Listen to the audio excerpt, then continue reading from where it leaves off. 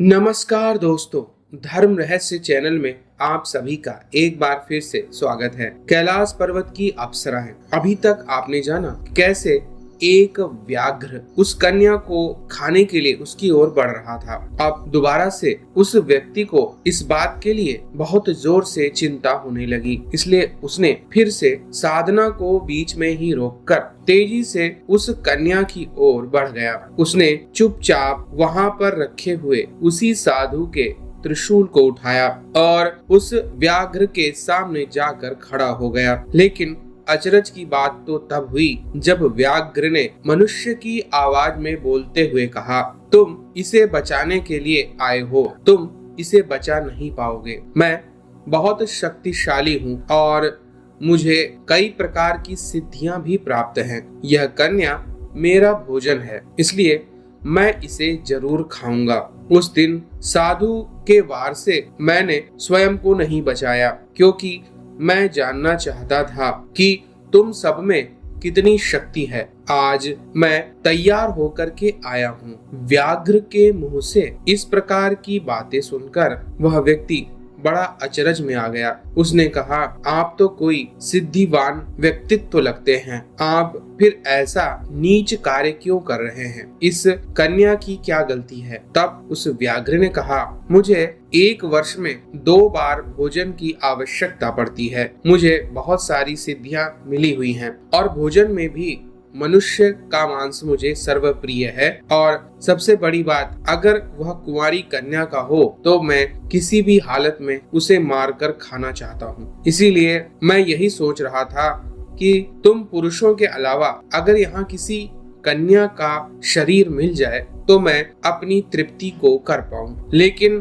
तुम सभी पुरुष थे। आज पहली बार मुझे यह कन्या दिखाई दी है, इसलिए मैं अब इसे तुरंत ही मारकर खा जाऊंगा। तब उस व्यक्ति ने कहा, आपको मांस ही चाहिए तो मैं आपके लिए किसी भी पशु का मांस लेकर आता हूँ, लेकिन आप ऐसा ना कीजिए। तब उस व्याघ्र ने कहा, क्या तुम इसके लिए अपने प्राण दे सकते हो? तब व्यक्ति ने कहा, क्या ऐसा करना मेरे लिए जरूरी है? कोई और मार्ग नहीं है?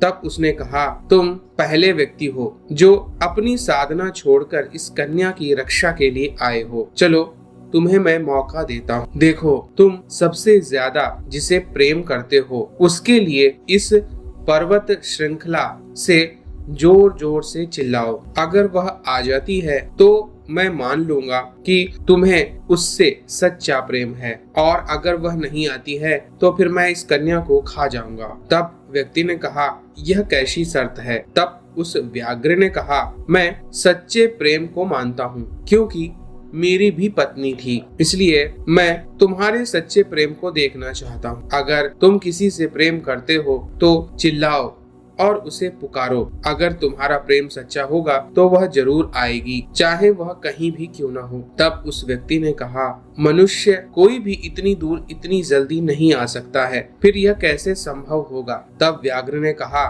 मेरे पास समय नहीं है, इसलिए मुझे भूख लग रही है, जल्दी करो। तब उस व्यक्ति ने पहाड़ की चोटी से जोर जोर से उसी के मंत्रों को बोलना शुरू कर दिया, क्योंकि उसे उस लड़की का नाम तो मालूम नहीं था कि आखिर वह अप्सरा का वास्तविक नाम क्या है। सिर्फ इतना पता है कि वह एक खूबसूरत स्त्री है और उसका दिया गया मंत्र है। लेकिन तभी व्याघ्र ने कहा, कितने बड़े मूर्ख हो, तुम्हें इसके बारे में नहीं मालूम है क्या कि मंत्रों को सबके सामने जोर जोर से नहीं बोलते। मैं भी सिद्धि प्राप्त था, इसलिए तुम उसे पुकारो, और हाँ, मंत्र नहीं बोलना है। व्यक्ति पूरी तरह असमंजस में आ गया। अब अगर उसका नाम मुझे नहीं मालूम है तो मैं उसे कैसे पुकारूं? और पुकार भी सच्ची होनी चाहिए, अन्यथा यह इस कन्या को मार डालेगा। अब क्या करूं? कुछ देर सोचने के बाद फिर उसे उस कन्या की कही हुई बात याद आई, क्योंकि उसने कहा था कि हर प्रश्न का उत्तर हमारे सामने ही होता है, हर समस्या का हल उसी समस्या में मौजूद होता है। ध्यान पूर्वक सोचने पर उसने उस कन्या की कही हुई सारी बातों को याद किया। उसने कहा था कि वह और बाकी अन्य अप्सराएं स्वर्ग से आकर भगवान शिव की आराधना करती हैं और कैलाश पर्वत पर जाकर भगवान शिव के लिए पूजन करती हैं। इसलिए अब वह सोच चुका था कि उसे क्या पुकारना है।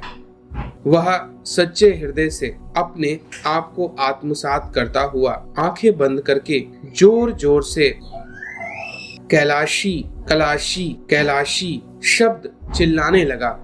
उसका इस प्रकार चिल्लाने से थोड़ी ही देर में वहां पर पृथ्वी पर कंपन होने लगा और उसने जब देखा तो सच में वहां पर आकाश मार्ग से बहुत सारी अप्सराएं उसकी तरफ आ रही थी। यह एक चमत्कार था जो उसके साथ उस वक्त घटित हो रहा था। सबसे आगे एक कलश चल रहा था, वह दिव्य कलश था और सभी स्त्रियां अपने सिर पर कलश लेकर ही चल रही थी। यह सब कुछ अद्भुत था और सभी वहां पर आकर खड़ी हो गई। उन सब ने कहा, हमें क्यों पुकारा है? हम सभी आपकी मन की स्थिति को समझ गई हैं। आप हम में से किसी से भी विवाह कर सकते हैं अथवा हम सभी आपसे विवाह कर सकती हैं। तब उस व्यक्ति ने कहा, मुझे विश्वास नहीं हो रहा कि आप सभी लोग यहाँ पर आ चुकी हैं। आप लोग अपने सिर पर यह कलश लेकर क्यों चल रही हैं? तब उन्होंने कहा, हम सभी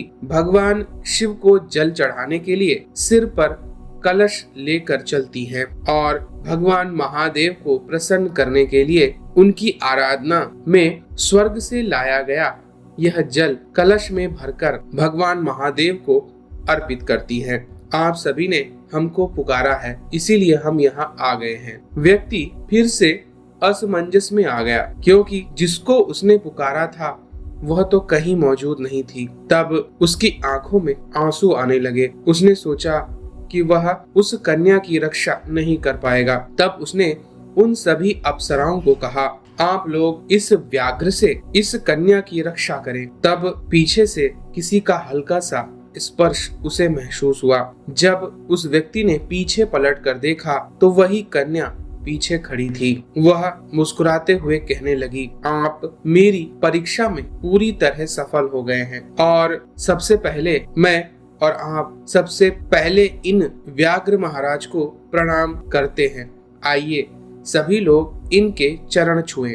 यह बात उस व्यक्ति को समझ में नहीं आ रही थी, लेकिन जैसे ही सभी ने उस व्याघ्र को प्रणाम किया वह सामने प्रकट हो गया और एक हाथ में वज्र और दूसरे दूर खड़ा हुआ एक हाथी। यह स्पष्ट रूप से दर्शाने के लिए काफी था कि यह देवराज इंद्र हैं। देवराज इंद्र ने कहा, तुम्हारी तपस्या सफल रही, तुम्हें मैं अपनी यह प्रिय अप्सरा प्रदान करता हूँ। तुमने कलाशी कलाशी नाम से इसे पुकारा है, इसीलिए इस अप्सरा का आज से नाम कलाशी ही होगा और इस कैलाश क्षेत्र में चारों तरफ वास करने वाले सभी सिद्ध और गणों को मैं यहाँ पर तुम्हारा विवाह करने के लिए आमंत्रित करता हूँ। इस प्रकार वहाँ पर सारे लोगों ने मिलकर उस अप्सरा से इस व्यक्ति का विवाह करवाया। तब अप्सरा ने बताया कि मैं ही साधु के रूप में यहाँ पर आई थी, मैंने ही सारी माया रची, लेकिन किसी मनुष्य से विवाह करने के लिए उसका प्रेम सच्चा होना आवश्यक है। इसीलिए मैंने तुम्हारी परीक्षा ली और स्वयं देवराज से आज्ञा लेना आवश्यक था। इसीलिए देवराज इंद्र को मैंने व्याघ्र के रूप में अपनी सहायता के लिए यहाँ बुलाया था। उन्होंने मेरी हर प्रकार से सहायता की है। इस प्रकार से उस व्यक्ति और कलाशी नाम की वह अप्सरा का विवाह संपन्न हो गया। कहते हैं इसी कलाशी और इस मनुष्य के संयोग से जिस प्रजाति का जन्म हुआ उसे हम आज की कलाशी जनजाति कलश लोग के नाम से जानते हैं। इस विषय में खुद कलशी लोग इस गोपनीय रहस्य को नहीं जानते हैं। यही कारण है कि इनके यहाँ की स्त्रियां बहुत ही ज्यादा सुंदर होती हैं और उन्हें किसी मेकअप की आवश्यकता नहीं होती है।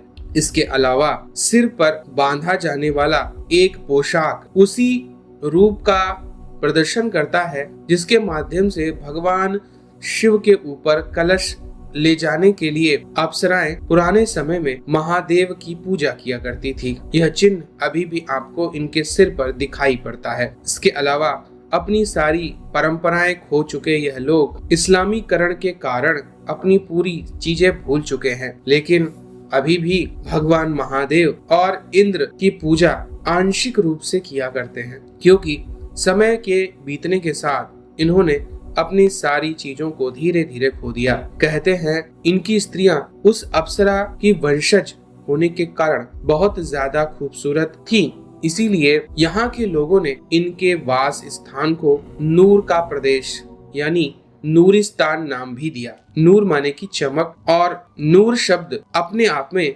सुंदरता का प्रतीक माना जाता है। कहते हैं कलश लोगों की जनसंख्या अब बहुत कम रह गई है और अफगानिस्तान के अमीर अब्दुल रहमान खान ने इन्हें पराजित करके मुसलमान बनाना शुरू कर दिया था। आज हिंदू कुश पर्वत श्रृंखला में बचा हुआ एकमात्र वैदिक हिंदू सनातनी धर्म का एक हिस्सा हमें कलश जनजाति के रूप में दिखाई पड़ता है। तो यह थी कहानी कलश जनजाति के प्राचीन इतिहास की, जो लगभग खो चुकी है। इसी कारण से कहते हैं इनकी स्त्रियों में स्वच्छंद विवाह की परंपरा है, क्योंकि जिस प्रकार अप्सराएं अपनी मर्जी से अपने जीवन साथी का चयन करती थी और कलाशी नाम की अप्सरा ने स्वयं ही परीक्षा लेकर अपने लिए एक पुरुष का चयन किया था, ठीक उसी प्रकार से आज भी यह परंपरा इनके अंदर हम त्योहारों के रूप में देखते हैं। तो यह थी जानकारी और कहानी कलश जनजाति के लोगों की।